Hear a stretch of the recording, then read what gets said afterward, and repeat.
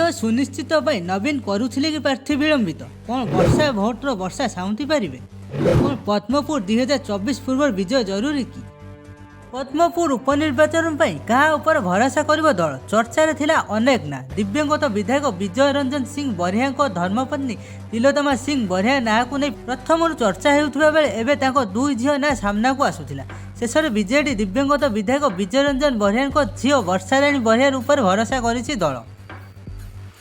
नवीन प्रार्थी विलंबित करुले विजय सुनिश्चित नवीन कौन से रिस्क चाहून पद्मपुर में कहीं 2024 पूर्व पराजय घातक साजिपे दल बीजेडी मुख्य वर्षाराणी पर रिस्क नहीं मैंने विजय फिक्स कर देखिबार बाकी रहा वर्षा नवीन को केते भरसा हो पार पद्मपुर बैटेल।